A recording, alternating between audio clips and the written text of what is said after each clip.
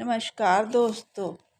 3 बेटों की मां का स्वर्गवास हो गया था। लगभग 1 साल के बाद घर में बंटवारे की बात हुई। भाइयों ने पिताजी को बारी बारी सिर अपने अपने घर ले जाने की बात कही। एक भाई ने कहा कि पिताजी 1 महीना मेरे पास रहेंगे और दूसरे भाई ने कहा 1 महीना मेरे पास रहेंगे। तीसरा बेटा और बहू चुप करके सुन रहे थे तो 2 भाइयों ने कुछ भी वो सोचा कि वो कुछ भी नहीं बोल रहे हैं। पिता मन ही मन रो रहे थे कि ऐसा। पिताजी ने कहा कि जो भी मेरे पास ज़मीन जायदाद पैसा था वो सब मैंने आप में बांट दिया है। अगर मुझे ही रखने में आपको कोई दिक्कत हो रही है तो मैं आपको कुछ भी ना बांटता। उनका इस तरह से बोलने से घर में बहुत शोर शराबा क्लेश मच गया, जिसे सुनकर आस पड़ोस वाले भी वहां पर आ गए। साथ वाले घर में जो पड़ोसी रहते थे उनकी पत्नी ने अपने पति से कहा कि आओ चलो हम पड़ोस के घर में चलते हैं। उनके घर लड़ाई दंगा होने की आवाज़ें आ रही हैं, कहीं ऐसा ना हो कि कोई नुकसान हो जाए। पड़ोसियों ने जाकर उनकी सारी बात अच्छे से ध्यान से सुनी और फिर तीसरे बेटे ने कहा कि पिताजी उदास ना हो, कभी कभी आप हमारे यहाँ भी रहने आ जाया करो। ये सुन के पिताजी के पैरों की जमीन ही खिसक गई, क्योंकि वो उसी घर में उसी परिवार में अपनी पत्नी के साथ रहते थे। उन्हें तो ऐसे हो गया जैसे कि उनके होठ सील दिए हों। उनकी आंखों से बुरी तरह से आंसू बहने लगे और वो लगे अंदर ही अंदर रोने लग गए और वो गिरने ही लगे थे। तभी पड़ोसी ने उन्हें संभाल लिया और अपने पर तौलिए से उनकी आंखों के आंसू साफ किया और उन्हें पकड़ते हुए बोले और उन्हें पकड़कर अपने घर की ओर ले गए।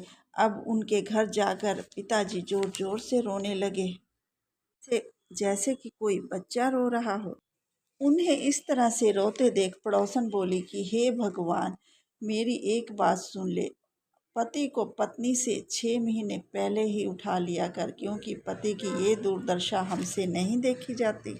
क्योंकि औरत तो आप भी पति के बाद में पकाकर खा सकती है, पुत पोतों के बहुओं के बोल कबोल सुन सकती है, लेकिन ये बेचारा कहाँ जाएगा, कहाँ दिन काटेगा, कहाँ रात काटेगा।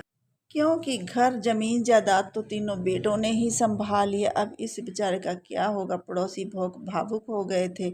उनकी जुबान बोलने लग गई थी कि अब हम इस बेचारे भले मानस का क्या करें। ये इतना सीधा और शरीफ बंदा है, इसे तो कभी गुस्सा भी नहीं आता। पड़ोसी समझाने लगा कि देख, जिस दिन हमारे घर बेटा पैदा होता है तो हमारा बेटे में प्यार ज़्यादा चला जाता है और हम अपनी पत्नी से दूर होते जाते हैं।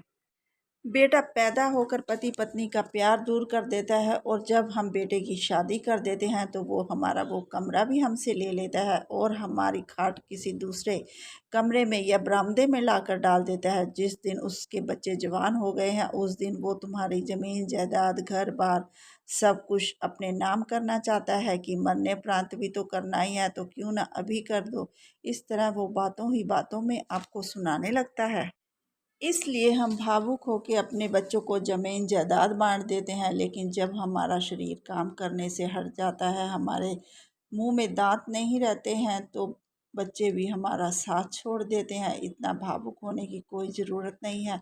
जब भगवान ने हमें जीवन दिया है तो वो हमें खाना भी देगा, हमें अनुसार हमारे शरीर के अनुसार हमें भोजन और वस्त्र भी देगा। ये बात तू अपने पल्ले बांध ले, क्योंकि अगर तेरी सेहत ठीक रहेगी तो तू सब कुछ हौसले से बर्दाश्त कर सकता है। इस तरह से समझाते हुए उन्होंने पिताजी को अपने घर में ही रख लिया और तीनों बेटों ने जायदाद संभाल ली। इसलिए चाहे पहले पत्नी मरे या पति, लेकिन कुछ ज़मीन जायदाद का हिस्सा अपने पास ज़रूर रखना चाहिए। बेटे बहुएं चाहे जितनी भी अच्छी लेकिन हो, लेकिन वक्त बदलते उन्हें देर नहीं लगती। अगर कहानी अच्छी लगी तो प्लीज़ कमेंट कीजिए, लाइक कीजिए, सब्सक्राइब कीजिए। धन्यवाद।